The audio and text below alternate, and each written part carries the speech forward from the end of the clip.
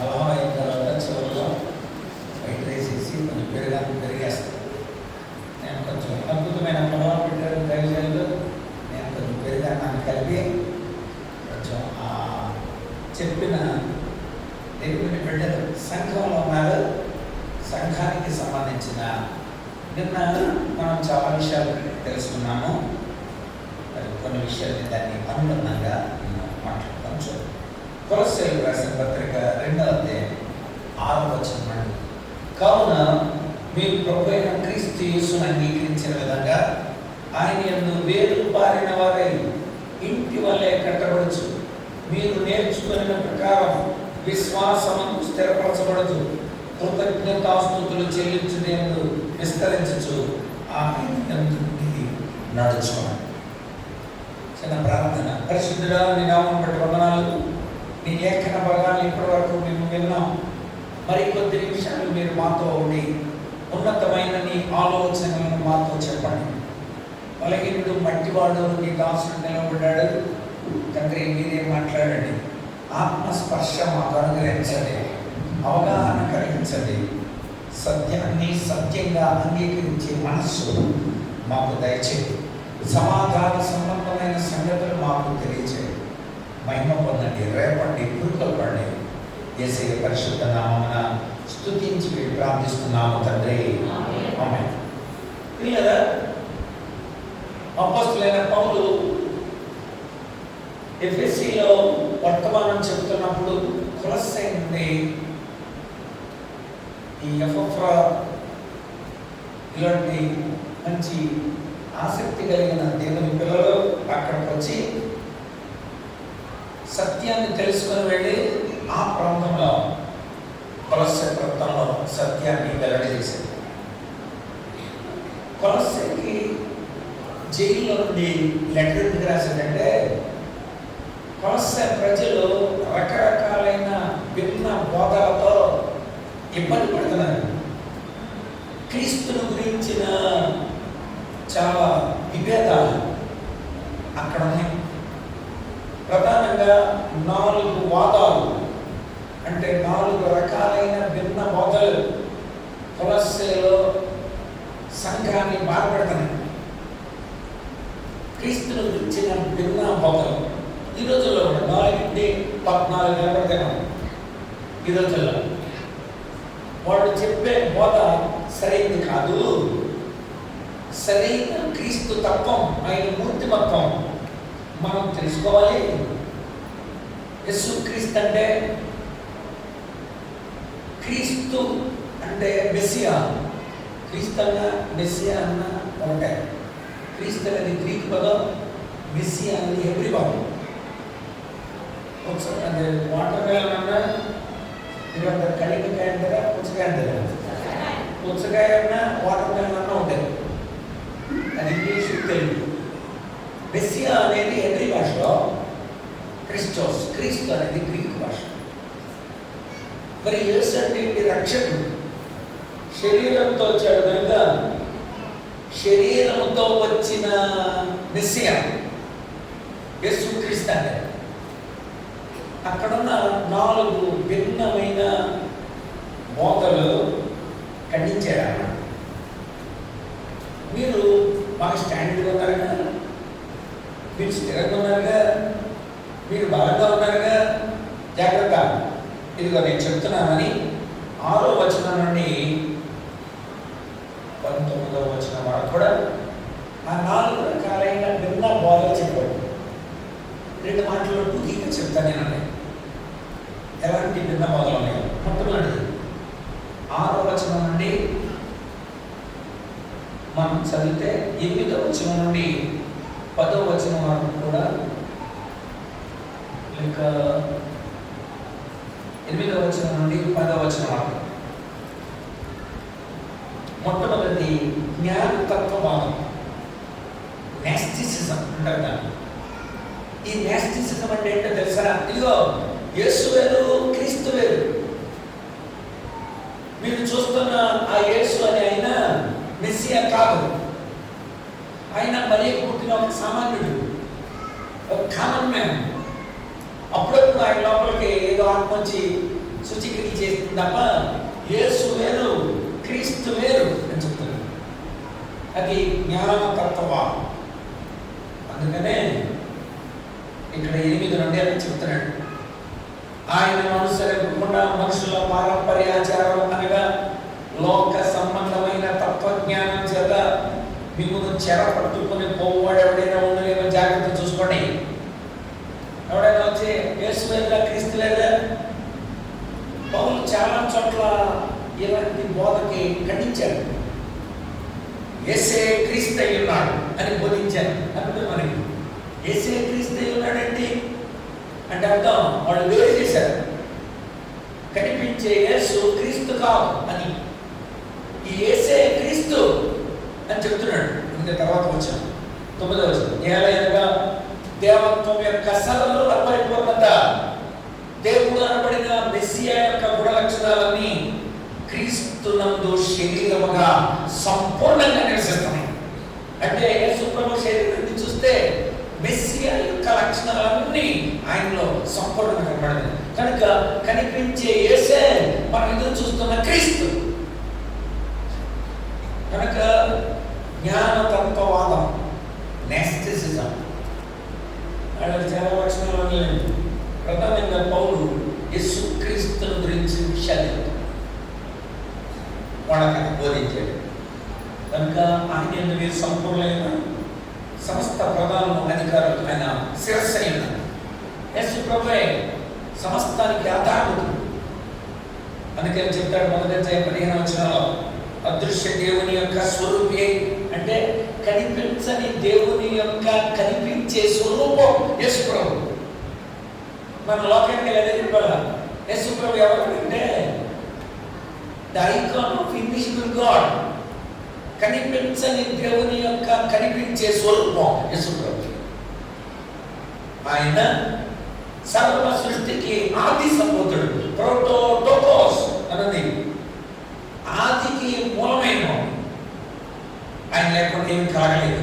16వ వచనం, ఆకాశం ఉన్నవి భూమి ఎన్నున్నవి, దృశ్యమైనవి అదృశ్యమైనవి, సింహాసనాలైన ప్రభుత్వాలైన ప్రధానులైన అధికారులైన సర్వం ఆయనలో సృజింపబడ్డాయి. సర్వం ఆయన ద్వారా ఆయనను బట్టి సృజింపబడ్డాయి. ఆయన అన్నిటికంటే ముందున్నవాడు, ఆయనే సమస్తానికి ఆధారభూతుడు. ఈ కనిపిస్తున్న యేసు కనిపించని దేవుడు శరీరంతో వచ్చాడు.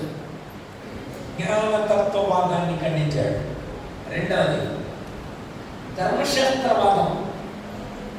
యూదులు కొంతమంది నుండి బలవలే, మీరు అమావాస్యలు చూడాలి, విశ్రాంతి దినాలు పాటించాలి, మీరు అలా చేయట్లా ఎలా చేయట్లా, అది ఇది చేస్తున్నారు చేస్తున్నారు అని మరి కొంతమంది, మీరు సున్నతి చేసుకుంటలేదు శరీరానికి, కనుక సున్నతి చేస్తేనే అది పరలోకం పొందాడు అని పాత నిబంధన సంబంధాలు తీసుకొచ్చి సంఘం మీద రుద్దుతున్నారు. ఈ రోజుల్లో కూడా ఈ వాదం చాలా మంది ఏరియాకి తిరిగి పేపర్లు పంచిపెట్టి, ఇదిగో మీరు చేసేది సరైనది కాదు, మీ ఆరాధన సరైనది కాదు అని గెలిపిలు ఎత్తున్నారు. పౌలు ఈ రెండవ వాదాన్ని కూడా జవాబిచ్చాడు. ఏమని జవాబిచ్చాడు? 11 మీరును క్రీస్తు సున్నతియందు శరీరేచ్ఛలతో కూడిన స్వభావాన్ని విసర్జించి ఆయన చేతులతో చేయబడని సున్నతి, శరీరానికి సంబంధించింది. పాత నిబంధన సున్నతి అయితే శరీరంతో కాని సున్నతి చేయబడ్డారు. మీరు బాప్తిస్మం ఆయనతో కూడా పాతిపెట్టబడ్డారు. ఆయనతో సంబంధం ఉంది మీకు. మీరు సాక్ష్యం ఇచ్చారు. ఆయన రక్తం సాక్ష్యం ఇస్తుంది, ఆయన వాక్యం సాక్ష్యం ఇస్తుంది, ఆయన ఆత్మ మీలో నుండి సాక్ష్యం ఇస్తుంది. కనుక ధర్మశాస్త్ర సంబంధమైన క్రియల మూలముగా కాక విశ్వాసం వల్ల మనం రక్షింపబడ్డారు. రోమాపత్రిక 3వ అధ్యాయం 24 నుండి 25 వస్తుంది. ధర్మశాస్త్రంతో సంబంధం లేనే కాదు, విశ్వాసం ద్వారా మీరు రక్షింపబడ్డారు. విశ్వాసం వల్లనే ఉచితముగా నీతిమంతులుగా తీర్చబడుతున్నాం. కనుక మీరు ఏం తినకూడదు, ఇది తినకూడదు, ఇది ముట్టకూడదు, ఇలాంటివి చేస్తుంటారు కదా. అందుకే మీరు బలపడవచ్చు.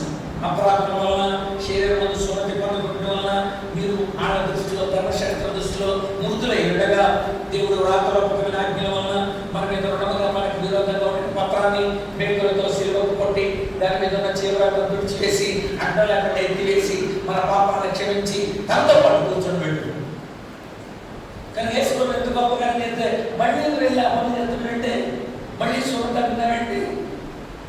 కనుక మళ్ళీ బొల్లు అర్పిస్తాడా? మళ్ళీ బొల్లు అర్పిస్తాం మనం. బొల్లు తీసేసి ఆయనకి బలైపోతే కనుక యోధవాదం ఒకటి, జ్ఞానతత్వవాదం దాడి చేస్తా ఉంది, దాన్ని ఖండించాడు. రెండవది యోధవాదం వాళ్ళు ఖండించాడు. మూడు చూడండి, ఈ యోధవాదంలో ఇంకా మనకు కనబడుతూ ఉంటుంది. అన్నపాలన విషయంలో, పండగ, అమావాస్య, విశ్రాంతి దినము అలవాటి విషయాల్లో మీకు తీర్పు తెచ్చే ఎవరికి అవకాశం ఇవ్వకండి. అవి రాబో వాటి ఛాయే కానీ నిజ స్వరూపము క్రీస్తులో ఉన్నది. 17 వారు అరే పండగ అమావాస్యాలు చూస్తున్నారంటే మీరు, పండగలు అమావాస్యాలు చూస్తారా మీరు? ఇంత క్రితం వాళ్ళు మరి నెలపొడుపు రోజున బయలుదేరారు కదండి, కనుక మేము నెలపొడుపు రోజున బయలుదేరారు. అప్పుడు నెలపొడుపు రోజున ఎందుకు బయలుదేరారు? వాళ్ళకి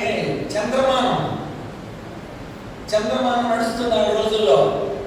నెలపొడుపును గుర్తు పెట్టుకొని మళ్ళీ నెలపొడుపు వరకు ఒక నెల అనుకునేవాడు. అందుకని ఎవ్రీ యొక్క క్యాలెండర్ 28 రోజులే. ఆ తర్వాత ఇప్పుడు మనకున్న క్యాలెండర్ 31 రోజులు. మనకి సూర్యమానం అంటే చంద్రమానం అనుసరిస్తే మేము నెలపొడుపు. అదేంటో మరి కొంతమంది నెలపొడుపు పొడిసిన వెంటనే అలా చూసి భార్య మొక్కం, ఎవరో మొక్కం, పిల్లల మొక్కం చూస్తుంటారు. కనుక మీరు ఇంకా అమావాస్యలు, నెలపొడుపులు ఇవే చూస్తున్నారు. ఇంకా మీరు మీ మీద ఏ వాదం దాడి చేస్తుంది? చాలా మంది అన్నగారండి, మీరు మరి నాన్నగారిని తీసుకొచ్చి శిఖామణి గారిని మా గృహప్రవేశం చేయాలండి. ఓకే అండి. ఏడి శిఖామణి గారి చేత కాంప్లీట్ నాకు పంపారు. ఏడి శిఖామణి గారి చేత వచ్చుకొని 14 తారీఖు 2005 సంవత్సరం మరి ఉదయం 7:32 సెకండ్లకి నేను చూసి సిగ్గుపడి అని 8 గంటలు కదా అని 8 గంటలకు వెళ్ళాను. 8 గంటలకు వెళ్తే అందరూ ఇంట్లో ఉన్నాం. నేను మేనమామ గృహప్రవేశం శిఖామణి గారు చేయాలన్నారుగా, రాలేదండి ఆ టయానికి. అందుకోసం మేము అవును లోపలకంట అంటే అయితే ఏడి శిఖామణి లేకపోతే పోవన్నమాట. ధర్మశాస్త్ర సంబంధమైన లేకపోతే ఇలాంటి అమావాస్యలు, నెలపొడుపులు, ముఖం చూపిస్తే ముందుకు వెళ్ళకపోవడం, ఇలాంటివన్నీ కూడా మనం ఎలా పాటిస్తున్నారు మీరు? అవి అప్పుడున్న పరిస్థితుల దృష్ట్యా ఏర్పాటు చేయబడిన విషయాలు. అప్పుడున్న కారణాలకు అనుగుణ్యంగా దేవుడు పెట్టినవి. ఆ దినములను దేవుడు చూసి చూడనట్టుగా ఉన్నాడు. ఇప్పుడైతే యేసుక్రీస్తు వాక్యం, యేసుక్రీస్తు ఆత్మ, యేసుక్రీస్తు రక్తం, యేసు ప్రభు యొక్క ఆయన ఉన్నతమైన స్వరూపం మనలో ఉండి మాదిరికరణం అవన్నీ ఛాయ ఇప్పుడు నిజ స్వరూపం క్రీస్తులో ఉంది. రైట్, యోధవాదాన్ని ఖండించారు. మూడవది సన్యాసవాదం అని వచ్చింది.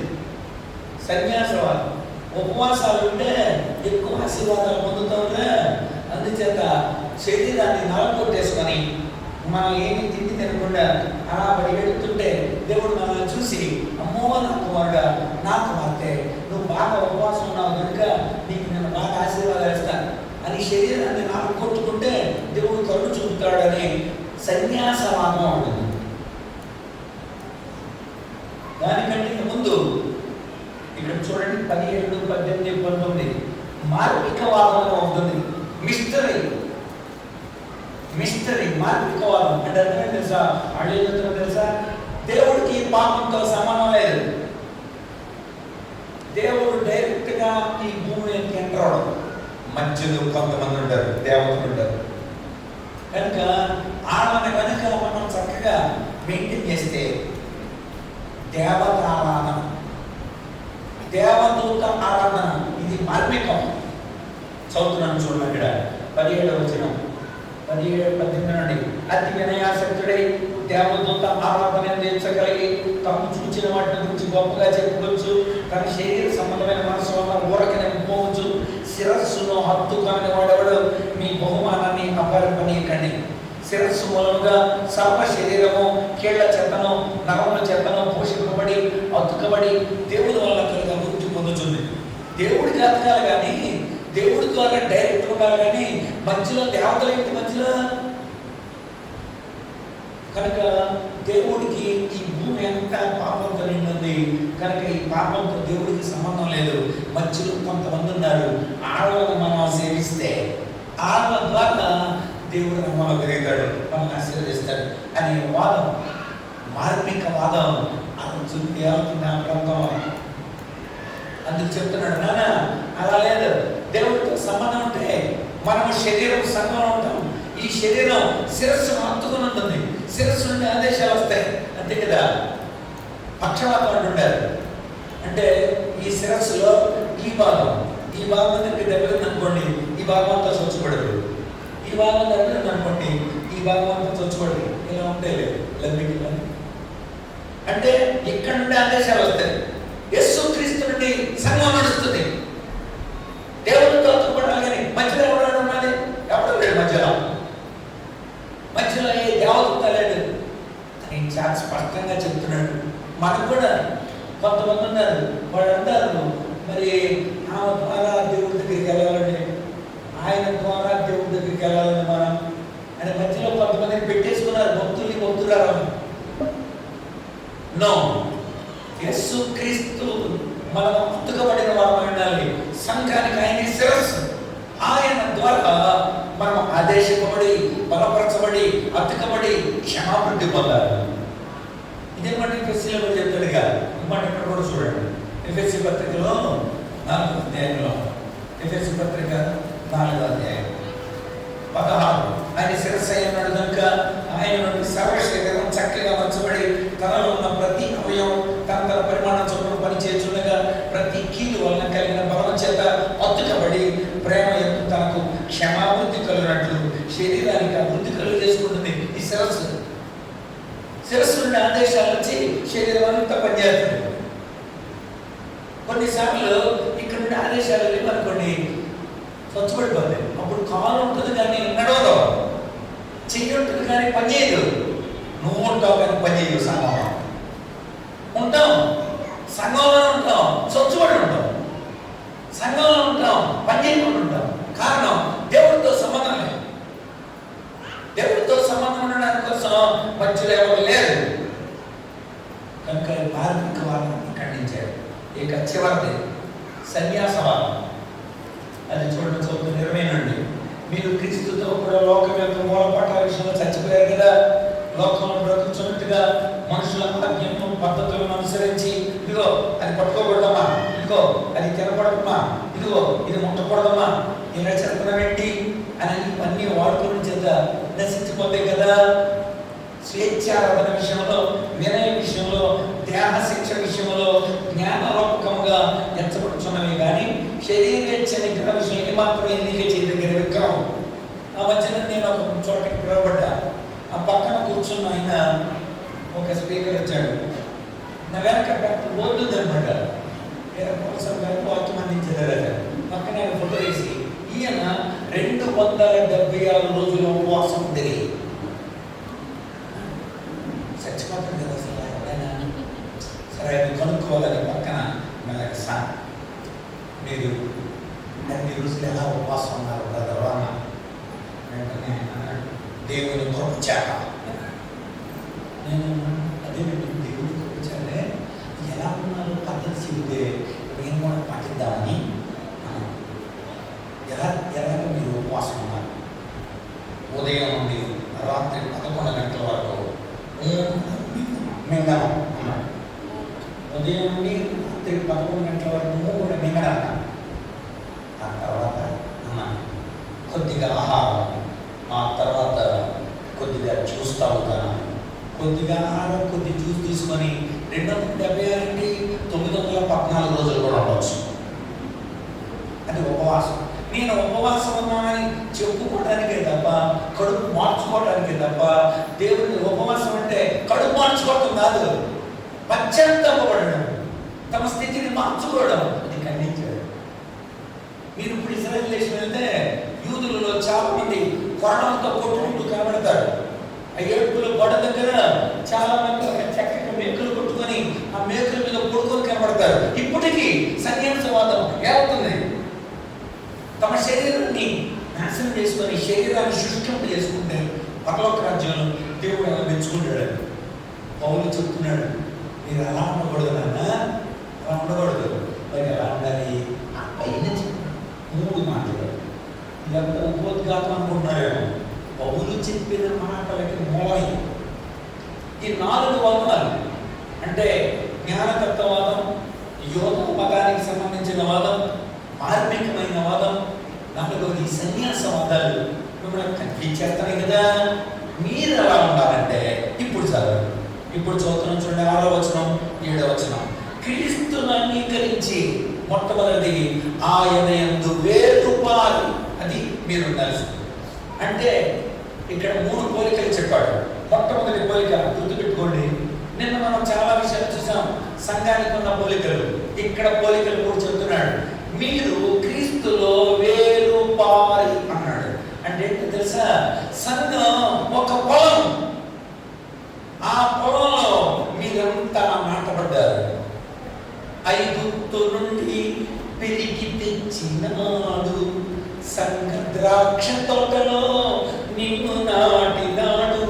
లోకంలో నుండి నిన్ను బయటికి తీసుకొచ్చి సంఘంలో నాటాడు. నువ్వు దేవుడు నాటిన చెట్టు. యెషయా గ్రంథం 61:3. యెషయా 61:3 వారు యెహోవా నాటిన చెట్లని వారికి పేరు. దేవుడు నాటిన చెట్లు సంఘంలో. అందుకని వేరుపారి అని పిలిచాడు. వేరుపారి అనే పదం చెట్లకు సంబంధించింది. మనల్ని చెట్లతో ఎందుకు పోల్చాడు? త్యాగ భావమునకు తరువులే గురువులు కవులు. త్యాగానికి చెట్లే ఆదర్శం. చెట్లు తమ పండ్లు తాము తినవు. చెట్లు నీళ్ళనిస్తాయి, కలపనిస్తాయి, ఔషధాలు ఇస్తాయి, పువ్వులు ఇస్తాయి, కాయలు ఇస్తాయి, ఆకులు వైద్యం ఇస్తాయి, అన్నిటికీ ఉపయోగపడుతూ ఉంటాయి. గాలిని శుభ్రం చేస్తూ ఉంటాయి. మనం కూడా అలాంటి బతకాలని, అలాంటి బతుకుబతకాలి. వేరుపారి కీర్తనకాడు కూడా 93వ కీర్తన మనకి 12-13 వచనాలు చెప్తాడు కదా. యెహోవా మందిరములో నాటబడి ఆవరణాల వరకు వర్ధిల్లుతాడు. దేవుని మందిరాల్లో నాటబడిన మొక్కల్లాగా మనం ఉండాలని. అసలు కీర్తన 1 కీర్తనే మనకి అందిస్తాం. దుష్టుల ఆలోచన చోటు నడువక, పాపులు మాత్రం నిలువక, అపాసలు కూర్చుని చోటు కూర్చుండగా, యెహోవా ధర్మశాస్త్రాన్ని ఆనందిస్తూ దివారాత్రులు ధ్యానించేవాడు ధన్యుడు. అట్టివాడు. తర్వాత చెప్పండి, నీటి కాలువల ఓడన నాటబడినది. ఎక్కడ నాటబడింది? నీటి కాలువల ఓడన. నిరంతరం కూడా దేవుని మందిరాల్లో నాటబడిన చెట్లుగా మనం ఉండాలని నిర్వహిస్తుంది. అది పోలిక, మొట్టమొదటి పోలిక. ఇక్కడ 3 పోలికలు చెప్పాడు కొలస్సీ పత్రికలో. ఇక్కడ 6వ వచనాల్లో సంఘము దేవుని పొలం. ఆ పొలానికి యజమాని. ఆ పొలంలో అంతా నాటబడిన చెట్టు. పూర్వం మాట ఉండేదండి, మహిమ గల తండ్రి మంచి వ్యవసాయకుడు, మహి తోటలో నర మొక్కలు నాటించాడు, తన పుత్రుని రక్త నీరు తడి కట్టి పెంచాడు, తన పరిశుద్ధాత్మను కాపుగా ఉంచాడు. కాయలే తోట కమ్మని కాయలు, పంటలే చెట్ట తీయని ఫలములు. అంతా ఆయన ఫలాలు. ఈ భూమి తన మీద కురిసే వర్షాన్ని తాగి మంచి ఫలాలు ఇస్తుందంట. మరి మనం ఎబ్రీ పత్రిక 6వ అధ్యాయం చూడండి, అక్కడ కొంచెం కఠినమైన పదం వాడాడు. ఎబ్రీ పత్రిక 6వ అధ్యాయం 7 నుండి. ఎట్లనగా భూమి తన మీద తరచుగా కురిసే వర్షాన్ని తాగి ఎవరి కోసం వ్యవసాయం చేయబడుతుందో వారికి అనుకూలమైన పైరుల్ని పరిస్థితిని దేవుని ఆశీర్వాదం పొందుతుంది కదా. అయితే మూల తప్పలు, కచ్చ తీగలు దాని మీద పెరిగితే అది పనికి ఉండిందని విసర్జింపబడి శాపము పొందని తొదకది కాల్చివేయబడు. అంటే మీ పొలంలో, మీ హృదయ క్షేత్రంలో ఏ మొక్కలు వచ్చినాయి? మనం ఎలాంటి చెట్లులా ఉన్నాం? దేవుడు సంఘంలో మమ్మల్ని నాటాడు. ఫలాలు ఉన్నాయా? మోరు మనసు ఫలం ఉందా? ఆత్మ ఫలం నీలో ఉందా? వెలుగు ఫలం ఉందా మనలో? నీతి ఫలం మనలో కనబడుతుందా? ఆయన ఆకలిగా వస్తున్నాడు. రేపొద్దున ఆయన ఆకలిని తీర్చే ఫలం మన జీవితంలో ఉండాలని దేవుడు ఇష్టపడ్డాడు. అందుకని అద్భుతమైన పోలిక చెప్తాడు అక్కడ. గిద్యోను కొడుకు యోవాబు ఒక కథ చెప్తాడు. ఏమని చెప్తాడంటే, ఒకసారి చెట్లన్నీ రోజు కావాలని కోరుకునే అంటారు. అవన్నీ వెళ్ళి అడిగినట్టు ఒలివ చెట్టు ఏంటంట దేవునికి తైలించి దేవుడిని మరి వెలిగించడానికి కోసం మందిరాల్లో ఆ తైలాన్ని వాడతారు, అభిషేకించడానికి ఒలివ తైలాన్ని వాడతారు. మరి అభిషేకించి ఒలివ తైలం ఇవ్వకుండా, దేవుని మందిరాల్లో వాడే ఆ తైలం ఇవ్వకుండా నేను చెట్టు మీద అటు ఇటు ప్రకటన చేయడానికి రానా అని అడిగిందంట. చచ్చా ఇదేంటిది రాజుకోట బట్టి ఎలాంటి మాట మాట్లాడుతుంది ఆయన అంజూరం చెట్టు అడిగారు. అంజూరం చెట్టు అడిగారు. అంజూరం చెట్టు నువ్వు రాజుగా ఉండు మాట్లాడంటే అంజూరం చెట్టు అంటే మానవులు దేవుడు వీళ్ళని మానవులను సంతోషపెట్టే అంజూరం పడేదని ఇవ్వాలి. ఇతరుల మానవులకు కూడా జ్యూస్ ఇస్తారు, అంజూరపు జ్యూస్. అంతేకాకుండా మరి జబ్బు చేసినప్పుడు అంజూరపు దాన్ని ఇచ్చి ముద్దగా చేసి కడతారు. అలా ఉపయోగపడే అంజూరపు పళ్ళు నేను ఇవ్వకుండా చెట్ల మీద పెత్తనం చేయడానికి నేను రానా? మూడో ద్రాక్ష చెట్టు, ద్రాక్ష ఏడు అని అంటే ద్రాక్ష అని చెప్పింది. అదేంటి? దేవుని యొక్క ఆరాధనలో ద్రాక్ష రసం వాడతారు, పస్కాలో ద్రాక్షని కూడా వాడతారు అందులో కూడా. మరి అలాంటిది మానవుని సంతోషపరిచే ద్రాక్ష రసాన్ని ఇవ్వటం మానేసి చెట్ల మీద పెత్తనం చేయడానికి రానా? అంటే చెట్లు తమ ఎందుకు దేవుడు నాటాడు ఎరుగమే. మనం ఎరుగుందా? మొట్టమొదటి సంఘము ఆయన పొలం కనుక దేవుని యొక్క పొలంలో మనం నాటబడిన వారమై మనం ఉండాలి అని లేఖనం చెప్తుంది. రెండవది చూడండి, కొలస్సీ పత్రిక 2వ అధ్యాయం 6వ వచనం. క్రీస్తు యేసునందు ఆయనలో వేరుపారి రెండవది ఇంటి వలె కట్టబడచ్చు. ఇది రెండవ పోలిక. మనం అందరం సంఘము ఆయన ఇల్లు, ఇది దేవుని ఇల్లు. ఇంట్లో మీరంతా ఉన్నారు. ఒక ఇంట్లో సభ్యులు ఉంటారు, ఆడ పనులు చేస్తుంటారు. నాన్న పనులు చేస్తుంటాడు, అమ్మ పనులు చేస్తుంటే పెద్దడు ఆడపిల్లలు పొద్దున్న ముడుస్తూ కడుక్కుంటుంటారు. పిల్లలు మగపిల్లల మీద పనులు చెప్తే నీళ్ళు తీసుకురావడం, కూరగాయలు తీసుకురావడం, ఎవరి పనులు అడు చేయాలి. మీరు దేవుని ఇల్లుగా ఉన్నారా? హెబ్రీ పత్రిక 3వ అధ్యాయం 6వ వచనం. హెబ్రీ పత్రిక 3వ అధ్యాయం 6వ వచనంలో రాయబడింది, ధైర్యమును నిరీక్షణను తుదమట్టుకు చేపట్టిన ఎడల మనమే ఆయన ఇల్లు. మనమే ఆయన ఇల్లు, ఆయన గృహం. మనం ఈ గృహంలో మన బాధ్యతలు మనం పనిచేయాలి. ఏ బాధ్యతలు లేనట్టుగా వచ్చి వెళ్ళిపోవటం కాదు సంఘం అంటే. సంఘం అంటే ఇల్లు. ఈ ఇల్లు నీ ఇల్లు, దేవుడు ఉన్న ఇల్లు. దేవుని ఇంట్లో మనం చేర్చబడ్డ వారమైనా దేవుని మనము దేవుని గృహం. తిమోతికి రాసిన మొదటి పత్రిక 3వ అధ్యాయం 15వ వచనం. అక్కడ దేవుని ఇల్లు ఆయన మందిరం. సంఘం అనగా దేవుని మందిరం. 3:15లో దేవుని మందిరములో అనగా జీవము కలిగిన దేవుని సంఘములో జనులు ఎలా ప్రవర్తించాలో తెలుసుకోమని చెప్పు. అంటే దేవుని ఇంట్లో ఎలా ఉండాలో మనకు తెలియలేదని అర్థం. ఇలా చెప్పు. అదే చెప్పారు వాళ్ళు. ఆయన పోలి పడుచుకోండి. ఎలా మీ నాన్నగారు అంటే మాకు భయం అనమాట. ఇంకా మీ నాన్నగారు మరి అది కదా నువ్వేంటి అని అనరా? నువ్వు ఆయనకి చెందినోడు కదా అలా ఏంటి? అబ్రహాము ఇంట్లో పుట్టి 318 మంది అబ్రహాము దగ్గర నుండి అబ్రహాము ఇంట పుట్టిన వారే, అలవలసబడిన వారే యుద్ధానికి తీసుకెళ్ళాడు. అబ్రహాము బయట తీసుకెళ్ళా, తన ఇంట పుట్టినోళ్ళని తీసుకెళ్ళాడు. యేసు ప్రభు కూడా తన ఇంట పుట్టినోళ్ళని, లేకపోతే ఆరోగ్యం యుద్ధం కోసం మనమే ఆయన వెనకాల ఉంటాం. మనం అందరం ఆయన ఇంట పుట్టినవాడు. ఆయన ఇంట్లో వాళ్ళ మనం నిజంగా దేవుని ఇంట్లో వాళ్ళు. కొరింథీ మొదటి పత్రిక 3వ అధ్యాయంలో రాస్తూ ఇలా చెప్పాడు. కొరింథీ మొదటి పత్రిక చూడండి ఉంటుంది 3వ అధ్యాయం చెప్తూ 9వ వచనంలో మనం దేవుని జతపని వారం, దేవుని వ్యవసాయం, దేవుని గృహం. దేవుని యొక్క పొలంలో నాటబడిన చెట్లు దేవుని గృహం. మనం కలిసి ఈరోజు దేవుడు మన జీవితాన్ని కోరుకుంటున్నాడు. మీరు దేవుని గృహమైన మనం దేవుని ఇంటి వలె కట్టబడుతున్నాం. ఆయన ఇంట్లో అసలు అద్భుతమైన పోలిక. దేవుని మందిరంగా సజీవమైన రాళ్ళలాగా దేవుడు మనందరినీ కడతాడని ఉంటాడు. ఎఫెసీ పత్రిక 2:19-20 వచనాలు. ఆత్మ సంబంధమైన నివాస గృహంగా మీరే కట్టబడ్డారు. కనుక మీరు దేవుని ఇంట్లో ఉన్నారు. దేవుని యొక్క పిల్లలు చేయాల్సిన పనులు మీరు చేయాలి. అందుకోసమే క్రీస్తు తను తాను అప్పగించుకున్నాడు. మీరు చదివిన 2వ వచనం ఉంటుంది, మీరు ప్రియులైన దేవుని పిల్లలుగా ఉండాలని పరిమళ వాసన ఉండటకై ఆయన మన కొరకు తమను తాను అప్పగించు. ఎందుకు అప్పగించుకున్నాడు? మన పనులు మనం డ్యూటీస్ చేయాలి. ఇది రెండు పోలిక. ఒకటి సంఘము ఆయన పొలం, రెండు సంఘము ఆయన ఇల్లు, ఆయన కుటుంబం. ఈ కుటుంబంలో అక్కడ ఫేవరిజం ఎక్కువైందంట.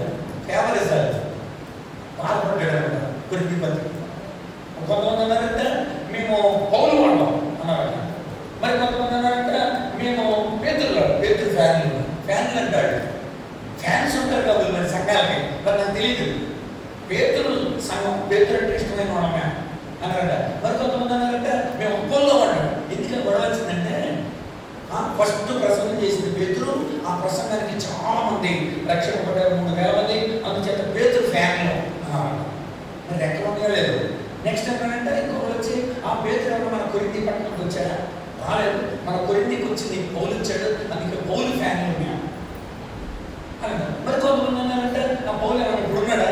వెంటనే కొరింథీ నుండి ఎఫెసీకి వెళ్ళాడు, ఎఫెసీ నుండి ఆయన ఆ తర్వాత వెళ్ళిపోయడానికి. మరి అలాంటిది పౌలు ఎక్కడ ఉన్నాడు? అపోలో అని పెట్టాడు అక్కడ. కనుక మేము అపోలో ఫ్యాన్ చదువుతారన్నమాట. ఈ ఫ్యాన్లు కూడా ఒక గొప్ప కుటుంబాలు. ఒకడంటే ఫ్యాన్ అన్నమాట. ఆ ఫ్యాన్ ఉండాలన్నమాట. చూడండి కొరింథీ పత్రిక మొట్టమొదటి అధ్యాయం 12వ వచనం.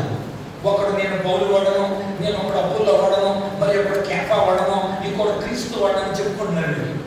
3వ అధ్యాయం వినండి. 3వ అధ్యాయం అక్కడ కూడా ఈ పదం 4వ వచనం. నేను పౌలు వాడను, మరి ఒకటి నేను అపోలో వాడను అని చెప్పుకున్నప్పుడు మీరు ప్రకృతి సంబంధమైన మనుషులు కాదా? అపోలో ఎవడో పౌలు ఎవడు? వాడు పరిచయాలు కదా. ఒక్కొక్కరికి ప్రభు అనుగ్రహించిన ప్రకారం వారు ఎందుకు విశ్వసించారు కదా. నేను నాటిని, అపోలో నీళ్లు పోసారు. మళ్ళీ చెప్తున్నా, జాకబ్ గారు నాటారు, మేము నీళ్లు పోసాలా. అప్పుడప్పుడు మరి ఆనందన్న గారు వచ్చి ఎదురువేస్తున్నారు. ఒకరు నాటారు, ఒక నీళ్లు పోతున్నారు. గొప్పవాడిదే ఎవరిదైనా వృద్ధి చేసేది దేవుడే. దేవునికి ఏమైనా కలగాలి సంఘంలో అంటే అది ఇంట్లో ఉండాల్సింది. నీ బాధ్యత నువ్వు చేయి, నీ బాధ్యత నువ్వు చేయి, నా బాధ్యత నేను చేస్తా. అది మన ఇంట్లో ఉండాల్సిన బాధ్యత. మూడవది చూడండి.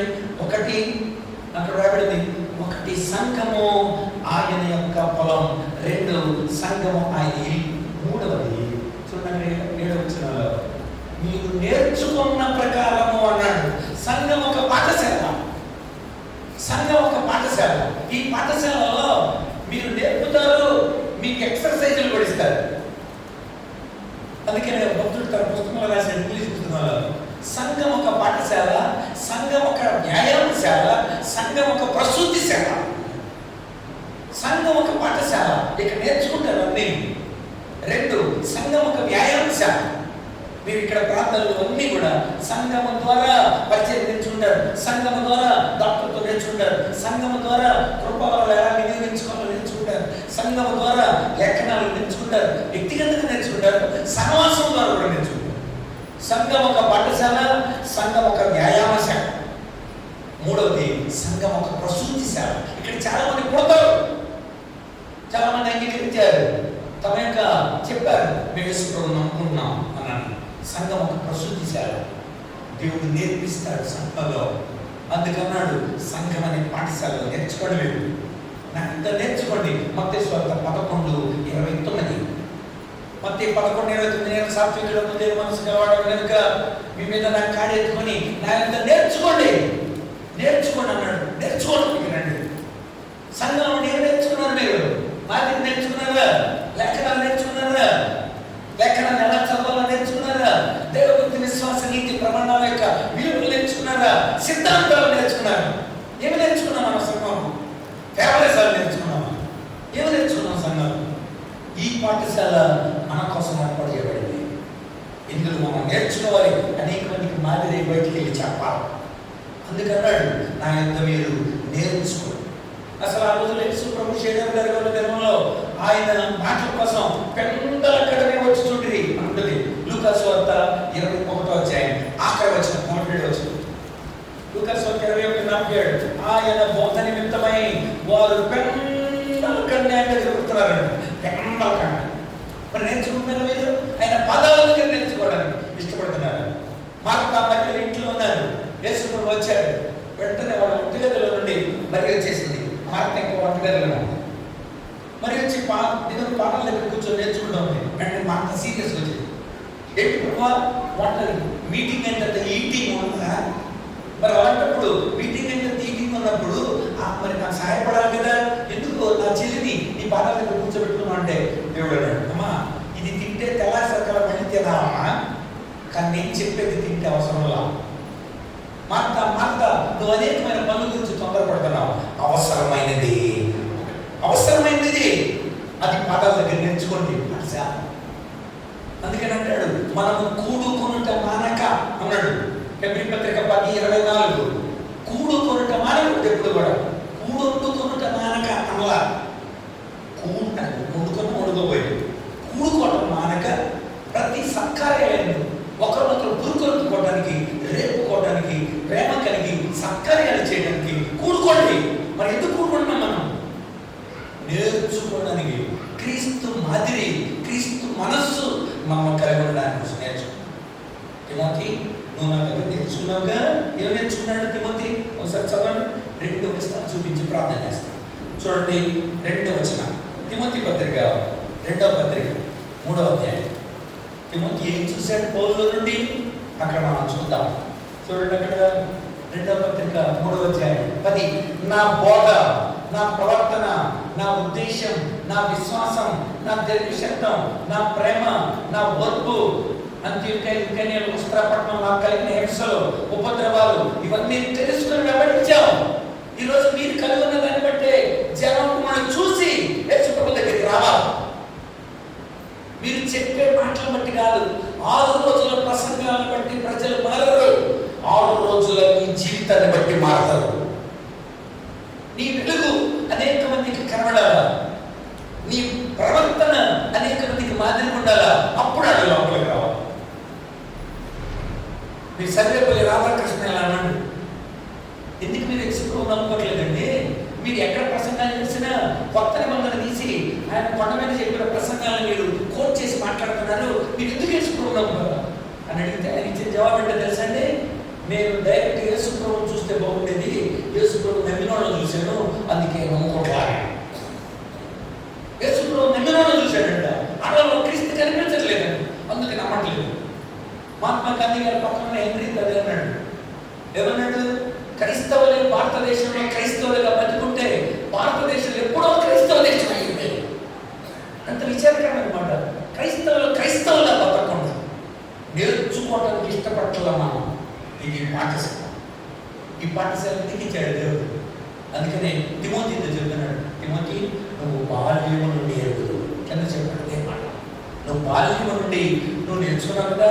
మీ అమ్మ యూనికే నేర్పింది కదా, మీ అమ్మమ్మ లోయ నేర్పింది కదా, పౌరుడైనా నాతో కూడా ఎన్నో నేర్చుకున్నావు కదా, అనుభవాలు కూడా నీకు ఉన్నాయి కదా, నాతో పాటు దిగావు కదా, 2 నేతల్లో తిరుగుతాయి, నీకు తెలుసు కదా. బాల్యం నుండి శక్తివంతమైన లేఖనాలని నువ్వు ఎరుగుతూ నేర్చుకుంటుంది కదా. నువ్వు నేర్చుకున్న వాటి స్థిరంగా ఉండవు. ఎన్ని సంవత్సరాల నుండి నేర్చుకుంటున్నాను? స్థిరంగా ఉన్నామా? బలంగా బయటికి వెళ్ళి ఒక సత్య స్వార్థ చెప్పడానికి నా జీవితం చూడు, నన్ను దేవుడు రక్షించాడు, నిన్ను కూడా రక్షిస్తాడు అని చెప్తున్నాం. ఆ సాక్ష్యం ఎలా నేర్చుకున్నాం? సంఘం ఒక పాఠశాల. ఎంత బాగా చెప్పాడు. సంఘం ఒక పొలం, సంఘం ఒక కుటుంబం, సంఘం ఒక పాఠశాల. అలా ఉన్నారు మీరు. దాన్ని బట్టి నేను స్థుతిస్తున్నాను. ఈ సంఘం అనే పొలం అపోస్తుల బోధ, అపోస్తుల బోధ, రొట్టె విరుచుట, సహవాసం, ప్రార్థన చేయలేదు, ఎడతెగకూడదు అన్నట్టు మనకు అపోస్తుల 2:42.